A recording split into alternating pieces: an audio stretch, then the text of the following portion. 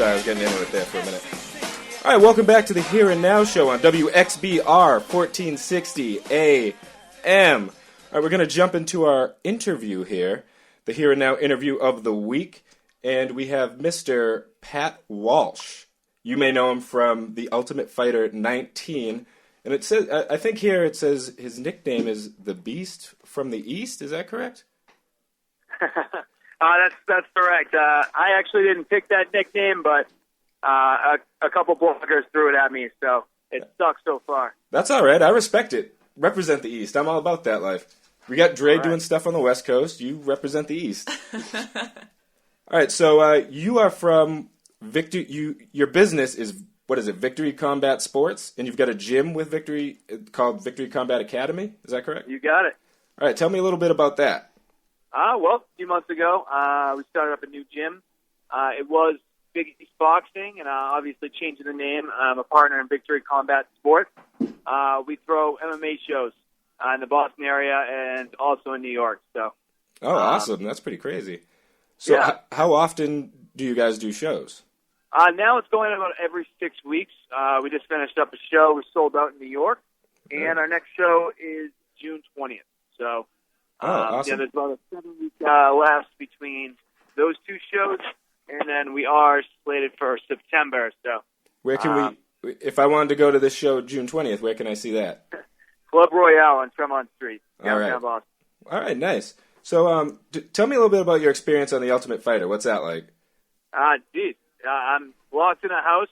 I get told when to leave, when to train, and I'm with 16 other alpha males. I mean, every guy in there thinks he's the champ, he's the best, he's going to win this show, and it's interesting. You know, I definitely grew up an alpha male. I mean, you know, I always played sports. I always excelled, and you know, I like to think that I kind of take a leadership role in about everything I do. But it's definitely interesting when you have 15 other guys that feel the same way, and they're used to being the big dog, and now we're in one house together and some small quarters. So it definitely got interesting.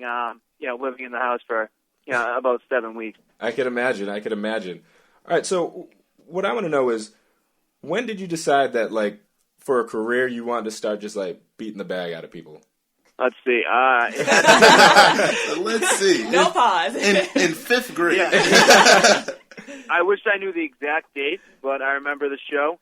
It was my first mixed martial arts show I ever went to. I had a training partner from my wrestling days that had his first fight, and I went to kind of support. I was training with some of the other guys that was also on the card, and I fell in love. I went out there and I watched these guys compete in mixed martial arts, guys that I had trained with just a few weeks before.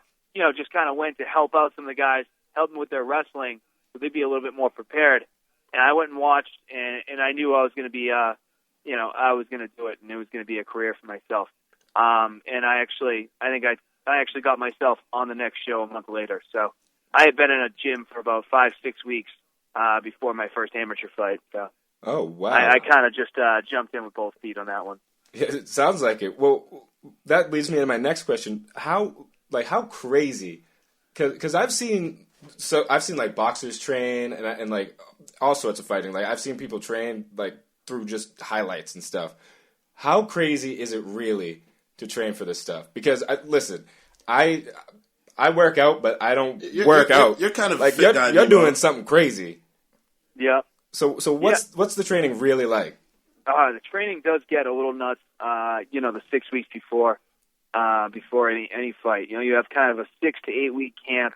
You're going real hard. You're going twice a day. Some people still have jobs. They have families, and training's that first priority. So that gets a little crazy. But the more successful people, they actually change their lifestyle. They make their friends other fighters. They're always eating right. They're always dieting. They're always kind of just, opposed to really dieting, just changing your lifestyle. I love to train. The people that I'm friends with are my training partners. The people I hang out with are other guys in the mixed martial arts business. So I think just kind of changing your lifestyle, and that makes it easier. Because if you just threw someone, into a 6 week training camp that really doesn't do anything, they're just not going to be able to do it. They're going to go through, a week as a fighter, and their body's just going to break down. They're not going to be able to keep going. So yeah, you go hard, you go live, you try actually being smart about it and spreading out your practices. You can't spar 5 days a week. You actually, you'll lose brain cells. You won't be able to do it. So that does not sound good at all. That doesn't sound pleasant at all. So no. So when you guys, sorry, Pat, when you guys is Big Mike. So when you guys go in, is it true that you guys are never at like 100%? Like everybody always has like a little injury or something when they go into a fight. That's 100. If you're not hurt, you're not training hard enough. That's definitely a saying that goes like that. No pain, no gain. Yeah. You're always, you try peaking, you try getting to a point where, you're feeling good, but you really almost break your body down training. You're being smart about it, and you're spreading out your workouts a little bit, and you're wrestling this time, then you're sparring, then you're doing a little jits work, and then you're doing some road work, you're running, but your body definitely breaks down, and you always catch, some sort of tweak, pull. I've had breaks. I've had torn cartilage and still fought. I've had a few different things that happen, but what about that? You just kinda... What about that? The cauliflower ear. Does everyone get that, or? That thing's that's contagious. I mean, once one person, that's contagious. The cauliflower ear, breaking a little cartilage inside your ear and having it fill up with fluid, and then solidifying, kind of calcifying almost, over your natural ear. It's something that you happen, especially if you're a grappler. If you're getting your ears real banged up, and once you start to get it, I feel like you just keep getting it. I've just accepted that my ears are never going to be pretty. I feel like so much less of a man right now than I did 10 minutes ago. God, I'm gonna go cry in a corner. So Pat, I'm kind of into the whole ultimate fighting thing, MMA thing. Like what's like your specialty? Like boxing, kickboxing, Brazilian jiu-jitsu? Let's see. I grew up wrestling. I won a New England championship in high school. I was an All-American. I then I won a national championship. Still in high school, I got a scholarship to Ohio State, and then I got 2 knee surgeries and broke a disc in my back. But I definitely had a good run at wrestling. I beat some guys on the Olympic ladder. They were still on, and I definitely did just about everything from at a certain age in wrestling you can do.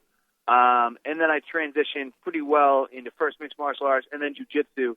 I did win a world title last year in jiu-jitsu as well. So those are 2 things, the grappling aspect, the groundwork, the takedowns. Those are things I kind of specialize in, but you can't just be, one-trick pony. You can't be one-dimensional, no.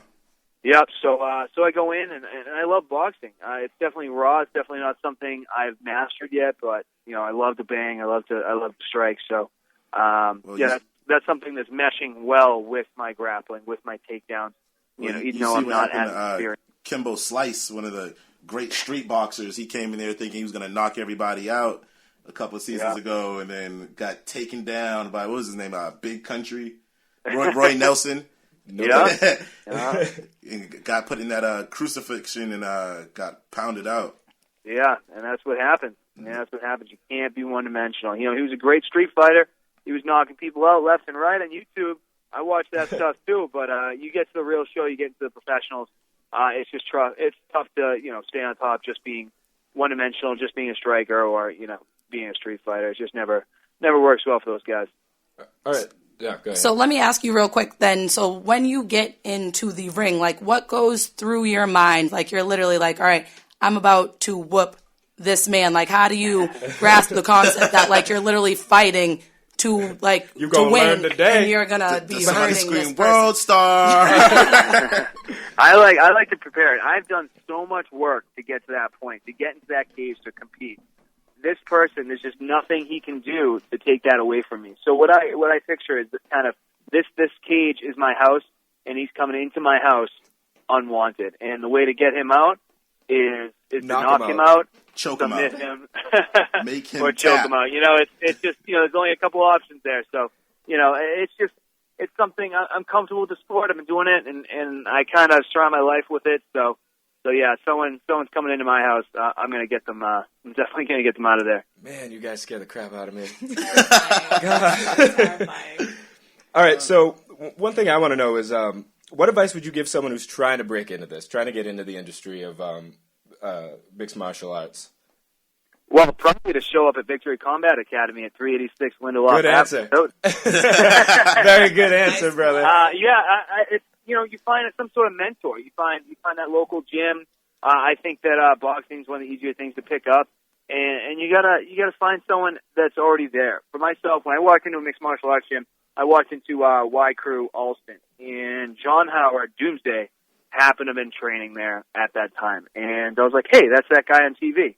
That's the guy fighting in the UFC. So I kind of tried following in the footsteps. All right, he's hitting the bag this way. I better hit the bag this way to be in the UFC. Now, it doesn't actually work that way, but finding a mentor, finding someone that's already made it, that's the easiest way to follow in their footsteps, to really just pick their brain. That's awesome. So right. I definitely use John Howard to kind of create my path and to kind of get to where I am. All right, now I got maybe kind of a stupid question. But this is what I think. If I was you, and I was like really like a BA, like a tough guy, an alpha male, and I was like I could beat the pulp out of somebody whenever I wanted. Like sometimes, do you get the feeling like say you're out at the club or something, and you see a girl, and she's with some like scrawny dude. Like I would just start some stuff just to be like, brother, step down, because I can beat you in the next week. I can beat your ancestors. Like. Like, do you ever get that feeling? I could beat your You know what? I think more people that don't compete, that are not sure of themselves, kind of want to test themselves. When you're out and stuff, the people that go out and start fights because they're really not secure with the fact that they are tough, that they can beat people up. When you find high level fighters, where most people are pretty content with the fact that okay, I know I can beat this person up, so I'm not going to get myself in trouble. It's. All right, I can definitely beat this guy up. So you really have to push someone like myself to really get me to, I guess, lose my cool. But if I do, I'm sure it wouldn't be pretty. So you basically build a respect for fighting then. Yeah. Where you don't want to desecrate the fighting by just having a barroom brawl any now and then. Yeah, and another thing, I'm supposed to be getting paid for this stuff. So a bunch of people standing outside. It's a free show. Yeah. If someone does something, really disrespectful to a woman or something, then, I might have to put on a free show. But other than that, I like to, I'm pretty confident and pretty content with the fact that, I can usually beat up most guys in the bars. So, I kind of keep it cool and sit back. Just sip your beer and stay calm, right? Yeah. All right. Well, what else do you have to promote for us? What do you want to throw out there? What do you got? Well, I'd love people to follow me on Twitter, Pat Walsh MMA. That's definitely a good thing that I would love people to follow me on. I love having fans. It's pretty cool watching my social media grow. It's almost a little overwhelming, being on TV now every Wednesday, 10 o'clock, Fox Sports 1. That's another little thing out there. Nice. But yeah, it's a little overwhelming, but I really like some fans, people contact me, picking my brain, asking me questions. I kind of like that stuff. So, if you guys want to follow me, Twitter's the easiest way. Or if you want to meet me in person, come check out the gym. 386 Lindelof Ave in Stoughton. I am there every day. I'm actually right outside my gym right now. So that's dedication. That's dedication. the Victory Combat Academy, right? Yep. And the next show for Victory Combat Sports is June 20th at Royale? June 20th, Club Royale. Come check out some fights.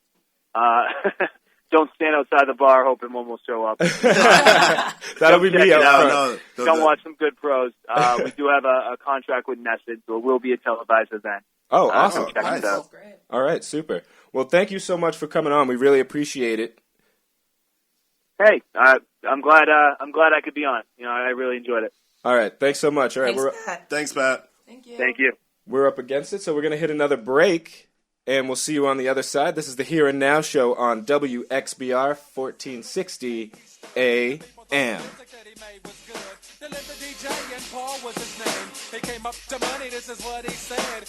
You and OG are gonna make some cash. Sell 1 million records and we're making the dash.